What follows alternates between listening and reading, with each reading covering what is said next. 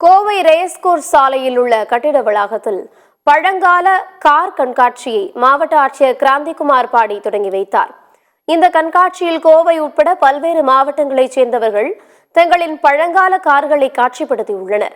சுதந்திரத்திற்கு முன்பு பயன்படுத்திய பல்வேறு வகையான கார்கள் மூலம் 100க்கும் மேற்பட்ட பழைய மாடல் கார்கள் கண்காட்சியில் இடம்பெற்றிருந்தன.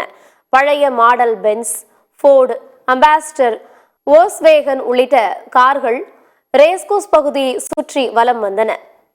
திடீரென பழைய கார்கள் அணிவகுத்து சென்றதை பொதுமக்கள் ஆர்வத்துடன் பார்வையிட்டு சென்றனர்.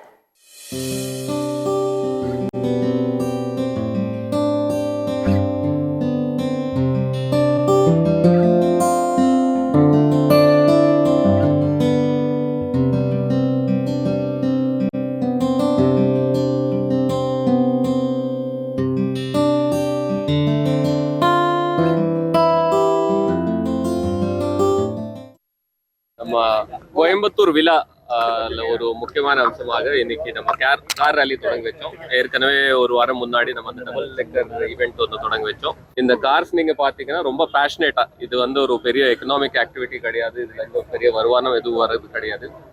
நிறைய பேர்கிட்ட பேசும்போது 1930லேருந்து 1940லேருந்து ரொம்ப பிரிஸ்டைன் கண்டிஷன்ல அந்த விண்டேஜ் காரை அவங்க பேஷனேட்டா மெயின்டைன் பண்ணிட்டு இருக்காங்க. இந்த மாதிரி கார்ஸ் நம்ம கோயம்புத்தூர்ல மக்கள் வந்து பார்க்கலாம். இந்த மாதிரி பேஷன் அவங்க நிறைய இன்ஸ்பயர் ஆகலாம். நிறைய மாடல்ஸ் பார்த்தீங்கன்னா அது எப்படி இப்போ கரண்டா இருக்கிற மாடல்ஸ் வந்து எப்படி எவால்வ் ஆயிருக்குன்னு சொல்லிட்டு இந்த பழைய மாடல்ஸ் பார்த்துட்டு நம்ம கற்றுக்கலாம். ஸோ ரொம்ப இன்ட்ரெஸ்டிங்கான ஒரு ஈவெண்ட் நம்ம கோயம்புத்தூர் சிட்டியில் இப்படி நடக்கிறது வந்து நம்ம சிட்டிக்கு ஒரு பெருமை.